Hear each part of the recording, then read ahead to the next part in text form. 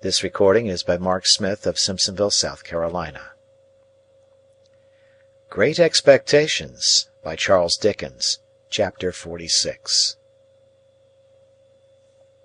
8 o'clock had struck before I got into the air, that was scented, not disagreeably, by the chips and shavings of the longshore boat builders, and mast, oar, and block makers. All that waterside region of the upper and lower Pool below Bridge was unknown ground to me, and when I struck down by the river, I found that the spot I wanted was not where I had supposed it to be, and was anything but easy to find. It was called Mill Pond Bank, Chink's Basin, and I had no other guide to Chink's Basin than the old green copper rope walk. It matters not what stranded ships repairing in dry docks I lost myself among, what old hulls of ships in course of being knocked to pieces, what ooze and slime and other dregs of tide, what yards of shipbuilders and shipbreakers, what rusty anchors blindly biting into the ground, though for years off duty, what mountainous country of accumulated casks and timber, how many rope walks that were not the old green copper. After several times falling short of my destination, and as often overshooting it, I came unexpectedly round a corner upon Mill Pond Bank. It was a fresh kind of place, all circumstances considered, where the wind from the river had room to turn itself round, and there were 2 or 3 trees in it, and there was the stump of a ruined windmill, and there was the old green copper rope walk, whose long and narrow vista I could trace in the moonlight, along a series of wooden frames set in the ground, and that looked like superannuated haymaking rakes which had grown old and lost most of their teeth. Selecting from the few queer houses upon Mill Pond Bank, a house with a wooden front and 3 stories of bow window, not bay window, which is another thing, I looked at the plate upon the door and read there, Mrs. Whimple. That being the name I wanted, I knocked, and an elderly woman of a pleasant and thriving appearance responded. She was immediately deposed, however, by Herbert, who silently led me into the parlour and shut the door. It was an odd sensation to see his very familiar face established quite at home in that very unfamiliar room and region, and I found myself looking at him, much as I looked at the corner cupboard with the glass and china, the shells upon the chimney-piece, and the coloured engravings on the wall, representing the death of Captain Cook, a ship launch, and His Majesty King George the Third in a state coachman's wig, leather breeches, and top boots, on the terrace at Windsor. "All is well, Handel," said Herbert, "and he is quite satisfied, though eager to see you. My dear girl is with her father, and if you'll wait till she comes down, I'll make her known to you, and then we'll go upstairs." That's her father. I had become aware of an alarming growling overhead, and had probably expressed the fact in my countenance. "I am afraid he is a sad old rascal," said Herbert, smiling, "but I have never seen him. Don't you smell rum? He is always at it." "At rum?" said I. "Yes," returned Herbert, "and you may suppose how mild it makes his gout. He persists, too, in keeping all the provisions upstairs in his room, and serving them out. He keeps them on shelves over his head, and will weigh them all. His room must be like a chandler's shop." While he thus spoke, the growling noise became a prolonged roar, and then died away. "What else can be the consequence," said Herbert, in explanation, "if he will cut the cheese? A man with the gout in his right hand, and everywhere else, can't expect to get through a double Gloucester without hurting himself." He seemed to have hurt himself very much, for he gave another furious roar. "To have Provis for an upper lodger is quite a godsend to Mrs. Whimple," said Herbert, "for of course people in general won't stand that noise. A curious place, Handel, isn't it?" It was a curious place indeed, but remarkably well kept and clean. "Mrs. Whimple," said Herbert when I told him so, "is the best of housewives, and I really do not know what my Clara would do without her motherly help. For Clara has no mother of her own, Handel, and no relation in the world but old Gruff and Grim." "Surely that's not his name, Herbert?" "No, no," said Herbert. "That's my name for him. His name is Mr. Barley. But what a blessing it is for the son of my father and mother to love a girl who has no relations, and who can never bother herself or anybody else about her family." Herbert had told me on former occasions, and now reminded me, that he first knew Miss Clara Barley when she was completing her education at an establishment at Hammersmith, and that on her being recalled home to nurse her father, he and she had confided their affection to the motherly Mrs. Whimple, by whom it had been fostered and regulated with equal kindness and discretion ever since. It was understood that nothing of a tender nature could possibly be confided to old Barley, by reason of his being totally unequal to the consideration of any subject more psychological than gout, rum, and purser's stores. As we were thus conversing in a low tone, while old Barley's sustained growl vibrated in the beam that crossed the ceiling, the room door opened, and a very pretty, slight, dark-haired girl of 20 or so came in with a basket in her hand, whom Herbert tenderly relieved of the basket and presented, blushing, as Clara. She really was a most charming girl, and might have passed for a captive fairy, whom that truculent ogre, old Barley, had pressed into his service. "Look here," said Herbert, showing me the basket, with a compassionate and tender smile, after we had talked a little. "Here's poor Clara's supper, served out every night. Here's her allowance of bread, and here's her slice of cheese, and here's her rum, which I drink. This is Mr. Barley's breakfast for to-morrow, served out to be cooked. 2 mutton chops, 3 potatoes, some split peas, a little flour, 2 ounces of butter, a pinch of salt, and all this black pepper. It's stewed up together and taken hot, and it's a nice thing for the gout, I should think." There was something so natural and winning in Clara's resigned way of looking at these stores in detail, as Herbert pointed them out, and something so confiding, loving, and innocent in her modest manner of yielding herself to Herbert's embracing arm, and something so gentle in her, so much needing protection on Mill Pond Bank, by Chink's Basin, and the old green copper rope walk, with old Barley growling in the beam, that I would not have undone the engagement between her and Herbert for all the money in the pocket-book I had never opened. I was looking at her with pleasure and admiration, when suddenly the growl swelled into a roar again, and a frightful bumping noise was heard above, as if a giant with a wooden leg was trying to bore it through the ceiling to come at us. Upon this Clara said to Herbert, "Papa wants me, darling," and ran away. "There is an unconscionable old shark for you," said Herbert. "What do you suppose he wants now, Handel?" "I don't know," said I. "Something to drink?" "That's it!" cried Herbert, as if I had made a guess of extraordinary merit. "He keeps his grog ready mixed in a little tub on the table. Wait a moment, and you'll hear Clara lift him up to take some. There he goes!" Another roar, with a prolonged shake at the end. "Now," said Herbert, as it was succeeded by silence, "he's drinking." "Now," said Herbert, as the growl resounded in the beam once more, "he's down again on his back." Clara returned soon afterwards, and Herbert accompanied me upstairs to see our charge. As we passed Mr. Barley's door, he was heard hoarsely muttering within, in a strain that rose and fell like wind, the following refrain, in which I substitute good wishes for something quite the reverse: "Ahoy, bless your eyes! There's old Bill Barley. Here's old Bill Barley, bless your eyes! Here's old Bill Barley on the flat of his back, by the Lord! Lying on the flat of his back like a drifting old dead flounder. Here's your old Bill Barley, bless your eyes! Ahoy, bless ya!" In this strain of consolation Herbert informed me the invisible Barley would commune with himself by the day and night together, often while it was light, having at the same time one eye at a telescope which was fitted on his bed for the convenience of sweeping the river. In his 2 cabin rooms at the top of the house, which were fresh and airy, and in which Mr. Barley was less audible than below, I found Provis comfortably settled.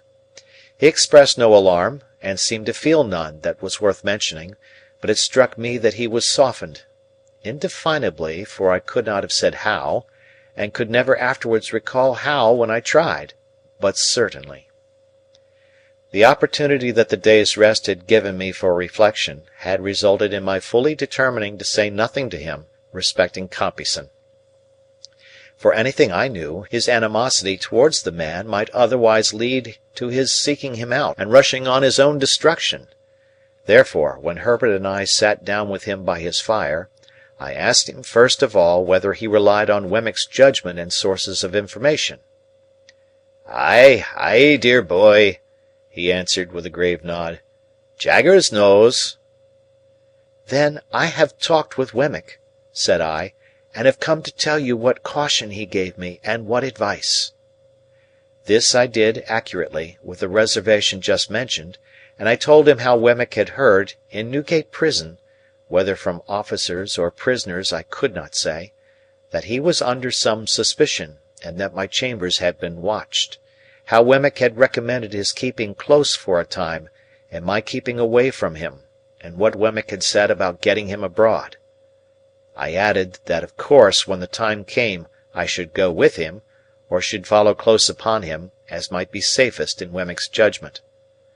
What was to follow that I did not touch upon, neither, indeed, was I at all clear or comfortable about it in my own mind, now that I saw him in that softer condition and in declared peril for my sake. As to altering my way of living by enlarging my expenses, I put it to him whether in our present unsettled and difficult circumstances it would not be simply ridiculous if it were no worse. He could not deny this, and indeed was very reasonable throughout. His coming back was a venture, he said, and he had always known it to be a venture. He would do nothing to make it a desperate venture, and he had very little fear of his safety with such good help. Herbert, who had been looking at the fire and pondering, here said that something had come into his thoughts, arising out of Wemmick's suggestion, which it might be worth while to pursue. "We are both good watermen, Handel, and could take him down the river ourselves when the right time comes. No boat would then be hired for the purpose, and no boatman. That would save at least a chance of suspicion, and any chance is worth saving. Never mind the season. Don't you think it might be a good thing if you began at once to keep a boat at the Temple stairs, and were in the habit of rowing up and down the river? You fall into that habit, and then who notices or minds? Do it 20 or 50 times, and there is nothing special in your doing it the 21st or 51st. I liked this scheme, and Provis was quite elated by it. We agreed that it should be carried into execution, and that Provis should never recognise us if we came below bridge, and rowed past Mill Pond Bank. But we further agreed that he should pull down the blind in that part of his window which gave upon the east whenever he saw us, and all was right. Our conference being now ended, and everything arranged, I rose to go, remarking to Herbert that he and I had better not go home together, and that I would take half an hour's start of him. "I don't like to leave you here," I said to Provis, "though I cannot doubt your being safer here than near me. Good-bye." "Dear boy," he answered, clasping my hands, "I don't know when we may meet again, and I don't like good-bye. Say good night." "Good night. Herbert will go regularly between us, and when the time comes you may be certain I shall be ready. Good night. Good night." We thought it best that he should stay in his own rooms, and we left him on the landing outside his door, holding a light over the stair rail to light us downstairs. Looking back at him, I thought of the first night of his return, when our positions were reversed, and when I little supposed my heart could ever be as heavy and anxious at parting from him as it was now. Old Barley was growling and swearing when we repassed his door, with no appearance of having ceased or of meaning to cease. When we got to the foot of the stairs, I asked Herbert whether he had preserved the name of Provis. He replied, "Certainly not," and that the lodger was Mr. Campbell. He also explained that the utmost known of Mr. Campbell there was, that he, Herbert, had Mr. Campbell consigned to him, and felt a strong personal interest in his being well cared for and living a secluded life. So, when we went into the parlour where Mrs. Whimple and Clara were seated at work, I said nothing of my own interest in Mr. Campbell, but kept it to myself. When I had taken leave of the pretty, gentle, dark-eyed girl, and of the motherly woman who had not outlived her honest sympathy with the little affair of true love, I felt as if the old green copper rope-walk had grown quite a different place. Old Barley might be as old as the hills, and might swear like a whole field of troopers, but there were redeeming youth and trust and hope enough in Chink's Basin to fill it to overflowing. And then I thought of Estella, and of our parting, and went home very sadly. All things were as quiet in the Temple as ever I had seen them. The windows of the rooms on that side, lately occupied by Provis, were dark and still, and there was no lounger in Garden Court. I walked past the fountain twice or thrice before I descended the steps that were between me and my rooms, but I was quite alone. Herbert, coming to my bedside when he came in, for I went straight to bed, dispirited and fatigued, made the same report. Opening one of the windows after that, he looked out into the moonlight, and told me that the pavement was as solemnly empty as the pavement of any cathedral at that same hour. Next day I set myself to get the boat.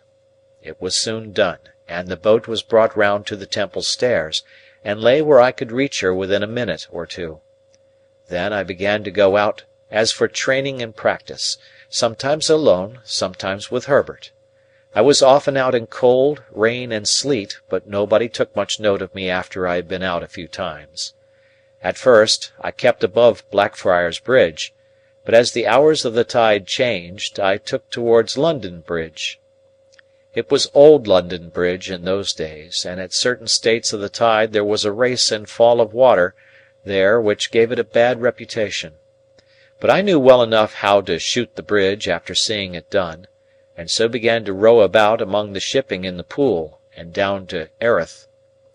The first time I passed Mill Pond Bank, Herbert and I were pulling a pair of oars, and both in going and returning we saw the blind towards the east come down.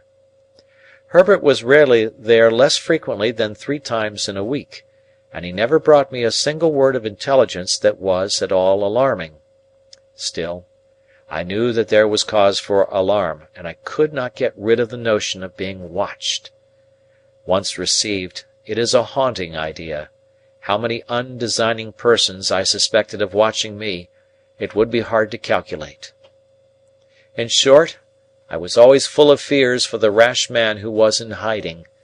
Herbert had sometimes said to me that he found it pleasant to stand at one of our windows after dark, and when the tide was running down, and to think that it was flowing, with everything it bore, towards Clara. But I thought with dread that it was flowing towards Magwitch, and that any black mark on its surface might be his pursuers, going swiftly, silently, and surely, to take him. End of chapter. Chapter 47. Some weeks passed without bringing any change. We waited for Wemmick, and he made no sign. If I had never known him out of Little Britain, and had never enjoyed the privilege of being on a familiar footing at the castle, I might have doubted him. Not so for a moment, knowing him as I did. My worldly affairs began to wear a gloomy appearance, and I was pressed for money by more than one creditor. Even I myself began to know the want of money. I mean of ready money in my own pocket, and to relieve it by converting some easily spared articles of jewellery into cash. But I had quite determined that it would be a heartless fraud to take more money from my patron in the existing state of my uncertain thoughts and plans. Therefore, I had sent him the unopened pocket-book by Herbert, to hold in his own keeping, and I felt a kind of satisfaction, whether it was a false kind or a true, I hardly know, in not having profited by his generosity since his revelation of himself.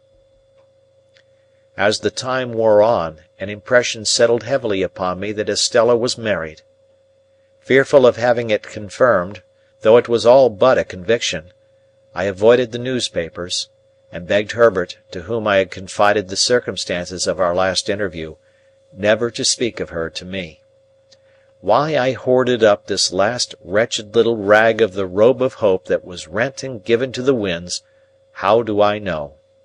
Why did you who read this commit that not dissimilar inconsistency of your own last year, last month, last week? It was an unhappy life that I lived, and its one dominant anxiety, towering above all its other anxieties, like a high mountain above a range of mountains, never disappeared from my view. Still, no new cause for fear arose. Let me start from my bed as I would, with the terror fresh upon me that he was discovered, let me sit listening as I would with dread for Herbert's returning step at night, lest it should be fleeter than ordinary, and winged with evil news. For all that, and much more to like purpose, the round of things went on. Condemned to inaction and a state of constant restlessness and suspense, I rowed about in my boat, and waited, as I best could. There were states of the tide when, having been down the river, I could not get back through the eddy-chafed arches and starlings of old London Bridge. Then I left my boat at a wharf near the custom-house, to be brought up afterwards to the Temple stairs. I was not averse to doing this, as it served to make me and my boat a commoner incident among the waterside people there. From this slight occasion sprang two meetings that I have now to tell of. One afternoon, late in the month of February, I came ashore at the wharf at dusk. I had pulled down as far as Greenwich with the ebb tide, and had turned with the tide. It had been a fine, bright day, but had become foggy as the sun dropped, and I had had to feel my way back among the shipping pretty carefully. Both in going and returning I had seen the signal in his window, "All well." As it was a raw evening, and I was cold, I thought I would comfort myself with dinner at once, and as I had hours of dejection and solitude before me if I went home to the Temple, I thought I would afterwards go to the play. The theatre where Mr. Wopsle had achieved his questionable triumph was in that waterside neighbourhood. It is nowhere now. And to that theatre I resolved to go. I was aware that Mr. Wopsle had not succeeded in reviving the drama, but on the contrary had rather partaken of its decline. He had been ominously heard of, through the playbills, as a faithful black, in connection with a little girl of noble birth, and a monkey. And Herbert had seen him as a predatory Tartar of comic propensities, with a face like a red brick, and an outrageous hat all over bells. I dined at what Herbert and I used to call a geographical chop-house, where there were maps of the world in porter-pot rims on every half-yard of the tablecloths, and charts of gravy on every one of the knives. To this day, there is scarcely a single chop-house within the Lord Mayor's dominions which is not geographical, and wore out the time in dozing over crumbs, staring at gas, and baking in a hot blast of dinners. By and by I roused myself and went to the play. There I found a virtuous boatswain in his Majesty's service, a most excellent man, though I could have wished his trousers not quite so tight in some places, and not quite so loose in others, who knocked all the little men's hats over their eyes, though he was very generous and brave, and who wouldn't hear of anybody's paying taxes, though he was very patriotic. He had a bag of money in his pocket, like a pudding in the cloth, and on that property married a young person in bed furniture, with great rejoicings, the whole population of Portsmouth, 9 in number at the last census, turning out on the beach to rub their own hands and shake everybody else's, and sing "Fill, fill." A certain dark-complexioned swab, however, who wouldn't fill, or do anything else that was proposed to him, and whose heart was openly stated, by the boatswain, to be as black as his figurehead, proposed to two other swabs to get all mankind into difficulties, which was so effectually done, the Swab family having considerable political influence, that it took half the evening to set things right, and then it was only brought about through an honest little grocer with a white hat, black gaiters, and red nose, getting into a clock with a gridiron and listening, and coming out, and knocking everybody down from behind with the gridiron whom I couldn't confute with what he had overheard. This led to Mr. Wopsle's, who had never been heard of before, coming in with a star and garter on, as a plenipotentiary of great power direct from the Admiralty, to say that the Swabs were all to go to prison on the spot, and that he had brought the boatswain down the Union Jack, as a slight acknowledgment of his public services. The boatswain, unmanned for the first time, respectfully dried his eyes on the Jack, and then cheering up, and addressing Mr. Wopsle as "Your Honour," solicited permission to take him by the fin. Mr. Wopsle, conceding his fin with a gracious dignity, was immediately shoved into a dusty corner, while everybody danced a hornpipe, and from that corner, surveying the public with a discontented eye, became aware of me. The second piece was the last new grand comic Christmas pantomime, in the first scene of which it pained me to suspect that I detect Mr. Wopsle with red worsted legs under a highly magnified phosphoric countenance and a shock of red curtain fringe for his hair, engaged in the manufacture of thunderbolts in a mine, and displaying great cowardice when his gigantic master came home, very hoarse, to dinner. But he presently presented himself under worthier circumstances, for, the genius of youthful love being in want of assistance, on account of the parental brutality of an ignorant farmer who opposed the chance of his daughter's heart by purposely falling upon the object, in a flour sack, out of the first-floor window, summoned a sententious enchanter, and he, coming up from the antipodes rather unsteadily, after an apparently violent journey, proved to be Mr. Wopsle in a high-crowned hat, with a necromantic work in one volume under his arm. The business of this enchanter on earth being principally to be talked at, sung at, butted at, danced at, and flashed at with fires of various colours, he had a good deal of time on his hands, and I observed with great surprise that he devoted it to staring in my direction as if he were lost in amazement. There was something so remarkable in the increasing glare of Mr. Wopsle's eye, and he seemed to be turning so many things over in his mind, and to grow so confused, that I could not make it out. I sat thinking of it long after he had ascended to the clouds in a large watch-case, and still I could not make it out. I was still thinking of it when I came out of the theatre an hour afterwards, and found him waiting for me, near the door. "How do you do?" said I, shaking hands with him as we turned down the street together. "I saw that you saw me." "Saw you, Mr. Pip?" he returned. "Yes, of course I saw you. But who else was there?" "Who else?"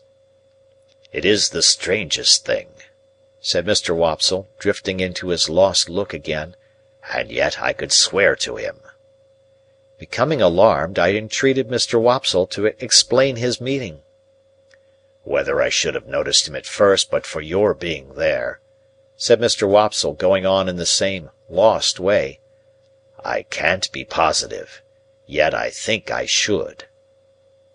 Involuntarily I looked round me, as I was accustomed to look round me when I went home, for these mysterious words gave me a chill.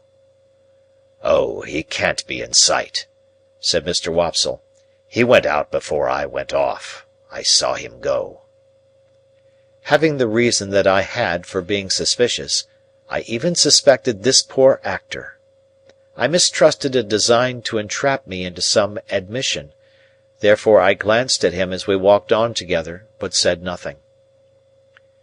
"I had a ridiculous fancy that he must be with you, Mr. Pip, till I saw that you were quite unconscious of him, sitting behind you there, like a ghost." My former chill crept over me again, but I was resolved not to speak yet, for it was quite consistent with his words that he might be set on to induce me to connect these references with Provis. Of course, I was perfectly sure and safe that Provis had not been there. "I dare say you wonder at me, Mr. Pip. Indeed, I see you do. But it is so very strange. You will hardly believe what I am going to tell you. I could hardly believe it myself if you told me." "Indeed?" said I. "No, indeed. Mr. Pip, you remember in old times a certain Christmas day when you were quite a child, and I dined at Gargery's, and some soldiers came to the door to get a pair of handcuffs mended?" "I remember it very well." "And you remember that there was a chase after two convicts, and that we joined in it, and that Gargery took you on his back, and that I took the lead, and you kept with me as well as you could?" "I remember it all very well." Better than he thought, except the last clause. "And you remember that we came up with the two in a ditch, and that there was a scuffle between them, and that one of them had been severely handled and much mauled about the face by the other?" "I see it all before me." "And that the soldiers lighted torches, and put the two in the centre, and that we went on to see the last of them, over the black marshes, with a torchlight shining on their faces. I am particular about that, with the torchlight shining on their faces, when there was an outer ring of dark night all about us?" "Yes," said I remember all that." "Then, Mr. Pip, one of those two prisoners sat behind you to-night. I saw him over your shoulder." Steady, I thought. I asked him then, "Which of the two do you suppose you saw?" "The one who had been mauled," he answered readily, "and I'll swear I saw him. The more I think of him, the more certain I am of him." "This is very curious," said I, with the best assumption I could put on of its being nothing more to me. "Very curious indeed." I cannot exaggerate the enhanced disquiet into which this conversation threw me, or the special and peculiar terror I felt at Compeyson's having been behind me like a ghost. If he had ever been out of my thoughts for a few moments together since the hiding had begun, it was in those very moments when he was closest to me, and to think that I should be so unconscious and off my guard, after all my care, was as if I had shut an avenue of 100 doors to keep him out, and then had found him at my elbow. I could not doubt either that he was there, because I was there, and that, however slight an appearance of danger there might be about us, danger was always near and active. I put such questions to Mr. Wopsle as, "When did the man come in?" He could not tell me that. He saw me, and over my shoulder he saw the man. It was not until he had seen him for some time that he began to identify him, but he had from the first vaguely associated him with me, and known him as somehow belonging to me in the old village time. How was he dressed? Prosperously, but not noticeably otherwise, he thought, in black. Was his face at all disfigured? No, he believed not.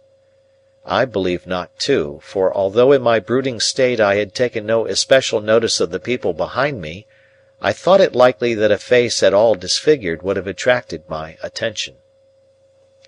When Mr. Wopsle had imparted to me all that he could recall or I extract, and when I had treated him to a little appropriate refreshment, after the fatigues of the evening, we parted. It was between 12 and 1 o'clock when I reached the Temple, and the gates were shut. No one was near me when I went in and went home. Herbert had come in, and we held a very serious council by the fire. But there was nothing to be done, saving to communicate to Wemmick what I had that night found out, and to remind him that we waited for his hint. As I thought that I might compromise him if I went too often to the castle, I made this communication by letter. I wrote it before I went to bed, and went out and posted it, and again no one was near me. Herbert and I agreed that we could do nothing else but be very cautious. And we were very cautious indeed, more cautious than before, if that were possible, and I for my part never went near Chink's Basin except when I rowed by, and then I only looked at Mill Pond Bank as I looked at anything else. Chapter 48. The second of the two meetings referred to in the last chapter occurred about a week after the first. I had again left my boat at the wharf below Bridge. The time was an hour earlier in the afternoon, and undecided where to dine, I had strolled up into Cheapside, and was strolling along it, surely the most unsettled person in all the busy concourse, when a large hand was laid upon my shoulder by some one overtaking me. It was Mr. Jaggers's hand, and he passed it through my arm. "As we are going in the same direction, Pip, we may walk together. Where are you bound for?" "For the Temple, I think," said I. "Don't you know?" said Mr. Jaggers. "Well," I returned, glad for once to get the better of him in cross-examination, "I do not know, for I have not made up my mind." "You are going to dine?" said Mr. Jaggers. "You don't mind admitting that, I suppose?" "No," I returned, "I don't mind admitting that." "And are not engaged?" "I don't mind admitting also that I am not engaged." "Then," said Mr. Jaggers, "come and dine with me." I was going to excuse myself when he added, "Wemmick's coming." So I changed my excuse into an acceptance, the few words I had uttered serving for the beginning of either, and we went along Cheapside and slanted off to Little Britain, where the lights were springing up brilliantly in the shop windows, and the street lamp-lighters, scarcely finding ground enough to plant their ladders on in the midst of the afternoon's bustle, were skipping up and down and running in and out, opening more red eyes in the gathering fog than my rushlight tower at the Hummans had opened white eyes in the ghostly wall. At the office in Little Britain there was the usual letter-writing, hand-washing, candle-snuffing, and safe-locking that closed the business of the day. As I stood idle by Mr. Jaggers's fire, its rising and falling flame made the two casts on the shelf look as if they were playing a diabolical game of bo-peep with me, while the pair of coarse, fat office candles that dimly lighted Mr. Jaggers as he wrote in a corner were decorated with dirty winding-sheets, as if in remembrance of a host of hanged clients. We went to Gerrard Street all three together, in a hackney coach, and, as soon as we got there, dinner was served. Although I should not have thought of making in that place the most distant reference by so much as a look to Wemmick's Walworth sentiments, yet I should have had no objection to catching his eye now and then in a friendly way. But it was not to be done. He turned his eyes on Mr. Jaggers whenever he raised them from the table, and was as dry and distant to me as if there were twin Wemmicks, and this was the wrong one. "Did you send that note of Miss Havisham's to Mr. Pip, Wemmick?" Mr. Jaggers asked, soon after we began dinner. "No, sir," returned Wemmick. "It was going by post when you brought Mr. Pip into the office. Here it is." He handed it to his principal instead of to me. "It's a note of 2 lines, Pip," said Mr. Jaggers, handing it on, "sent up to me by Miss Havisham on account of her not being sure of your address. She tells me that she wants to see you on a little matter of business you mentioned to her. You'll go down?" "Yes," said I, casting my eyes over the note, which was exactly in those terms. "When do you think of going down?"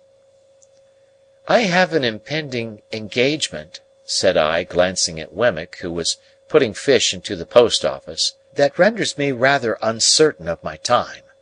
At once, I think." "If Mr. Pip has the intention of going at once," said Wemmick to Mr. Jaggers, "he needn't write an answer, you know." Receiving this as an intimation that it was best not to delay, I settled that I would go to-morrow, and said so. Wemmick drank a glass of wine, and looked with a grimly satisfied air at Mr. Jaggers, but not at me. "So, Pip, Our friend the Spider," said Mr. Jaggers, "has played his cards. He has won the pool." It was as much as I could do to assent. "Ha! He is a promising fellow, in his way, but he may not have it all his own way. The stronger will win in the end, but the stronger has to be found out first. If he should turn to and beat her—" "Surely," I interrupted, with a burning face and heart, "you do not seriously think that he is scoundrel enough for that, Mr. Jaggers?" "I didn't say so, Pip. I am putting a case. If he should turn to and beat her, he may possibly get the strength on his side. If it should be a question of intellect, he certainly will not. It would be chance work to give an opinion how a fellow of that sort will turn out in such circumstances, because it's a toss-up between two results." "May I ask what they are?" "A fellow like our friend the Spider," answered Mr. Jaggers, "either beats or cringes. He may cringe and growl, or cringe and not growl, but he either beats or cringes. Ask Wemmick his opinion." "Either beats or cringes?" said Wemmick, not at all addressing himself to me. "So here's to Mrs. Bentley Drummle," said Mr. Jaggers, taking a decanter of choicer wine from his dumbwaiter, and filling for each of us and for himself, "and may the question of supremacy be settled to the lady's satisfaction. To the satisfaction of the lady and the gentleman, it never will be. Now, Molly, Molly! Molly, Molly! How slow you are to-day!" She was at his elbow when he addressed her, putting a dish upon the table. As she withdrew her hands from it, she fell back a step or two, nervously muttering some excuse, and a certain action of her fingers as she spoke arrested my attention. "What's the matter?" said Mr. Jaggers. "Nothing. Only the subject we were speaking of," said I, "was rather painful to me." The action of her fingers was like the action of knitting. She stood looking at her master, not understanding whether she was free to go, or whether he had more to say to her and would call her back if she did go. Her look was very intent. Surely I had seen exactly such eyes and such hands on a memorable occasion very lately. He dismissed her, and she glided out of the room. But she remained before me as plainly as if she were still there. I looked at those hands, I looked at those eyes, I looked at that flowing hair, and I compared them with other hands, other eyes, other hair that I knew of, and with what those might be after 20 years of a brutal husband and a stormy life. I looked again at those hands and eyes of the housekeeper, and thought of the inexplicable feeling that had come over me when I last walked, not alone, in the ruined garden, and through the deserted brewery. I thought how the same feeling had come back when I saw a face looking at me, and a hand waving to me from a stage-coach window, and how it had come back again and had flashed about me like lightning, when I had passed in a carriage, not alone, through a sudden glare of light in a dark street. I thought how one link of association had helped that identification in the theatre, and how such a link, wanting before, had been riveted for me now, when I had passed by a chance, swift from Estella's name to the fingers with their knitting action, and the attentive eyes. And I felt absolutely certain that this woman was Estella's mother. Mr. Jaggers had seen me with Estella, and was not likely to have missed the sentiments I had been at no pains to conceal. He nodded when I said the subject was painful to me, clapped me on the back, put round the wine again, and went on with his dinner. Only twice more did the housekeeper reappear, and then her stay in the room was very short, and Mr. Jaggers was sharp with her. But her hands were Estella's hands, and her eyes were Estella's eyes, and if she had reappeared 100 times I could have been neither more sure nor less sure that my conviction was the truth. It was a dull evening, for Wemmick drew his wine, when it came round, quite as a matter of business, just as he might have drawn his salary when that came round, and with his eyes on his chief, sat in a state of perpetual readiness for cross-examination. As to the quantity of wine, his post office was as indifferent and ready as any other post office for its quantity of letters. From my point of view, he was the wrong twin all the time, and only externally like the Wemmick of Walworth. We took our leave early, and left together. Even when we were groping among Mr. Jaggers's stock of boots for our hats, I felt that the right twin was on his way back, and we had not gone half a dozen yards down Gerrard Street in the Walworth direction, before I found that I was walking arm in arm with the right twin, and that the wrong twin had evaporated into the evening air. "Well," said Wemmick, "that's over.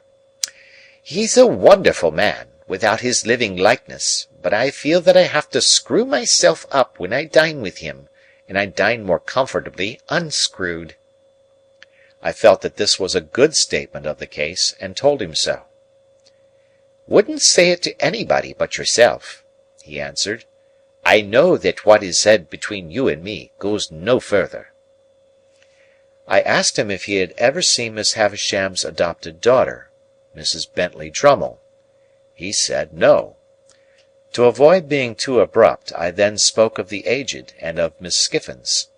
He looked rather sly when I mentioned Miss Skiffins, and stopped in the street to blow his nose, with a roll of the head, and a flourish not quite free from latent boastfulness. "Wemmick," said I, "do you remember telling me, before I first went to Mr. Jaggers's private house, to notice that housekeeper?" "Did I?" he replied.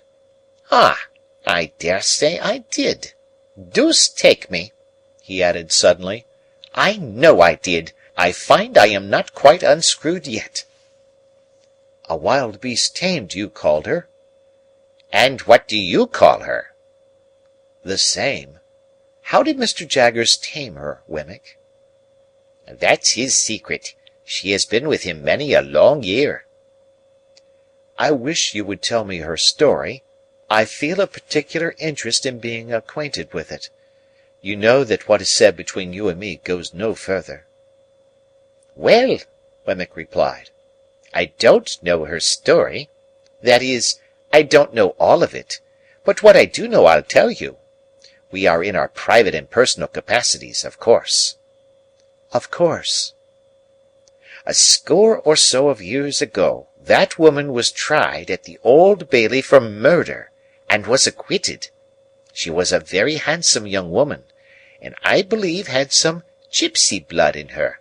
Anyhow, it was hot enough when it was up, as you may suppose." "But she was acquitted." "Mr. Jaggers was for her," pursued Wemmick with a look full of meaning, "and worked the case in a way quite astonishing. It was a desperate case, and it was comparatively early days with him then, and he worked it to general admiration. In fact, it may almost be said to have made him. He worked it himself at the police office, day after day, for many days, contending against even a committal, and at the trial, where he couldn't work it himself, sat under counsel, and, every one knew, put in all the salt and pepper. The murdered person was a woman a good 10 years older, very much larger, and very much stronger. It was a case of jealousy. They both led tramping lives, and this woman in Gerrard Street here had been married very young, over the broomstick, as we say, to a tramping man, and was a perfect fury in point of jealousy. The murdered woman, more a match for the man certainly in point of years, was found dead in a barn near Hounslow Heath. There had been a violent struggle, perhaps a fight. She was bruised and scratched and torn, and had been held by the throat at last and choked. Now, there was no reasonable evidence to implicate any person but this woman, and on the improbabilities of her having been able to do it, Mr. Jaggers principally rested his case. You may be sure," said Wemmick, touching me on the sleeve, "that he never dwelt upon the strength of her hands then, though he sometimes does now." I had told Wemmick of his showing us her wrists, that day of the dinner party.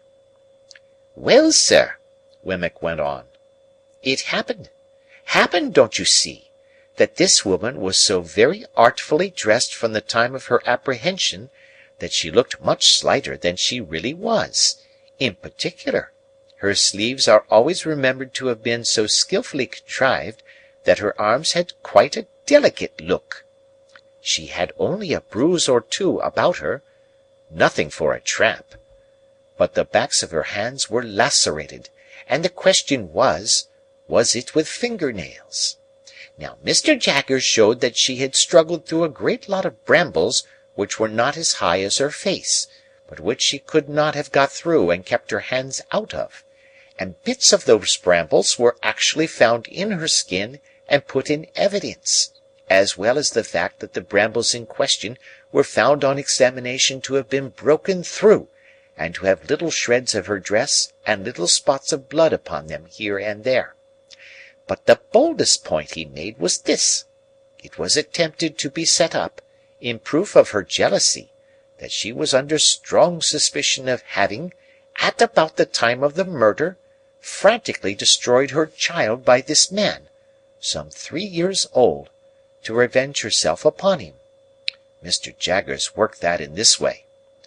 We say these are not marks of finger-nails, but marks of brambles, and we show you the brambles. You say they are marks of finger-nails, and you set up the hypothesis that she destroyed her child. You must accept all consequences of that hypothesis. For anything we know, she may have destroyed her child, and the child in clinging to her may have scratched her hands. What then? You are not trying her for the murder of her child. Why don't you? As to this case, if you will have scratches, we say that, for anything we know, you may have accounted for them, assuming for the sake of argument that you have not invented them. To sum up, sir," said Wemmick, "Mr. Jaggers was altogether too many for the jury, and they gave in." "Has she been in his service ever since?" "Yes, but not only that," said Wemmick. "She went into his service immediately after her acquittal, tamed as she is now. She has since been taught one thing and another in the way of her duties, but she was tamed from the beginning." "Do you remember the sex of the child?" "Said to have been a girl." "You have nothing more to say to me to-night?" "Nothing. I got your letter and destroyed it. Nothing." We exchanged a cordial good night, and I went home, with new matter for my thoughts, though with no relief from the old. Chapter